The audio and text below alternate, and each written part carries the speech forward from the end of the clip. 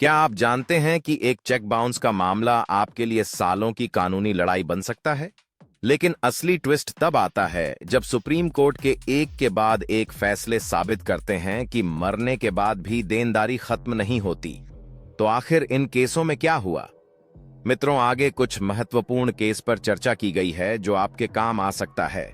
लेकिन उससे पहले कानूनी उलझनों को समझने के लिए हमारे चैनल कानून प्लस को जरूर सब्सक्राइब करें।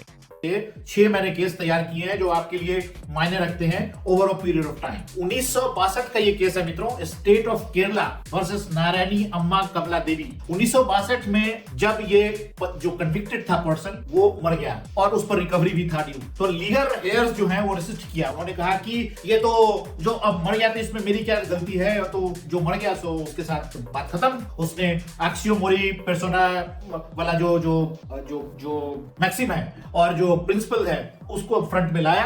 तो सुप्रीम कोर्ट ने कहा कि इनफैक्ट हाई कोर्ट के पास ये पहले गया और हाई कोर्ट ने कहा कि ये जो है क्लेम वो सही है और आपको सेटल करना पड़ेगा स्टेट के साथ। बात सुप्रीम कोर्ट में आई, सुप्रीम कोर्ट ने भी यही कहा कि हाई कोर्ट ने जो रिवीजन दिया है वो सही है, आप पे करो। इसमें अब सवाल ये उठा कि जो लायबिलिटी है क्या ये किसी डेथ के बाद बनती है, financial liability. Clearly supreme court ने जजमेंट दिया और बाद में जो जजमेंट आया, दूसरा ऐसा ही एक जजमेंट आया Gundada Gajapati Rao versus State of Andhra Pradesh का 1964 में। सुप्रीम कोर्ट का ये केस का फैसला है जहां पे अपेलेंट जो था उसने केस किया कि भाई मेरा रिकवरी हो रहा हो और रिकवरी हो गया। होने के क्रम में था कि और बंदा कन्विक्टेड था और उसको जेल भी जाना था और पैसे भी देने थे। तो जेल जाने की जब बात आई तो कहा कि उसके साथ लायबिलिटी खत्म, जेल वाली लायबिलिटी। लेकिन जो फाइनेंशियल लायबिलिटी है वो कैरी फॉरवर्ड हो रहा है और उसकी स्टेट से, मतलब उसका जो प्रॉपर्टी है उससे निकाला जाएगा। और सुप्रीम कोर्ट ने जो एग्रीव्ड पार्टी था उसको रिकवरी करवाई। सिमिलरली ऐसा ही एक और केस आया मित्रों, कंफ्यूजन बार बार दूर कर रहा है सुप्रीम कोर्ट। और 1975 का ये केस है जिसमें Harnam Singh versus State of Himachal Pradesh का केस है, जहां पे एक breach of trust, criminal breach of trust और उसको इंप्रिजनमेंट दिया गया था और फाइन भी लगाया गया था। तो फाइन जो है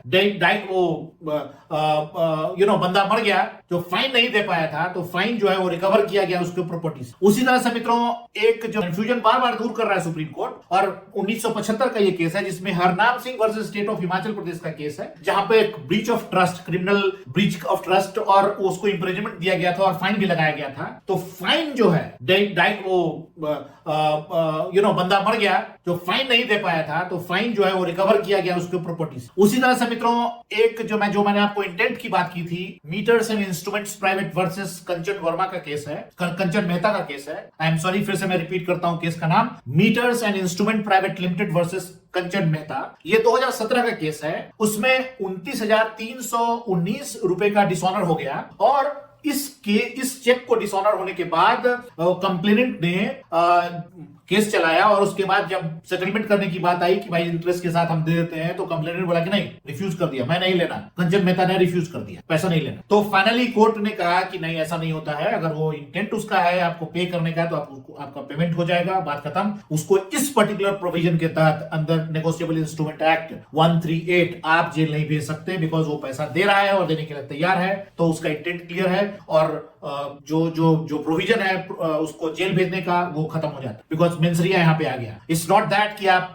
जब मन किया आप बोलो कि हम अब रिकवरी करेंगे एंड उसके बाद फिर बोलो कि अब नहीं करेंगे, अब इसको जेल भेजो। तो कोर्ट ने इस पर वेरी क्लियरली बताया और इसी प्रिंसिपल पर को ध्यान में रख के बहुत सारे जो फ्रॉड लोग होते हैं वो डिले करते हैं डेलिबरेटली। मित्रों इस बात का आप ध्यान रखें। तो उसके लिए भी रेमेडी है और इस रेमेडी के जो चर्चा है वो मैंने पहले ही आपको किया है। 420 का केस तो है ही, लेकिन अगर डेथ हो जाता है तो IPC 70 comes into play, CrPC 394 comes into play, CrPC 421 comes into play. मित्रों ये सारे प्रोविजन अगर आप ठीक से देखेंगे तो ये सारे इंटरलिंक्ड हैं। मित्रों, कानून प्लस चैनल को सब्सक्राइब करना न भूलें।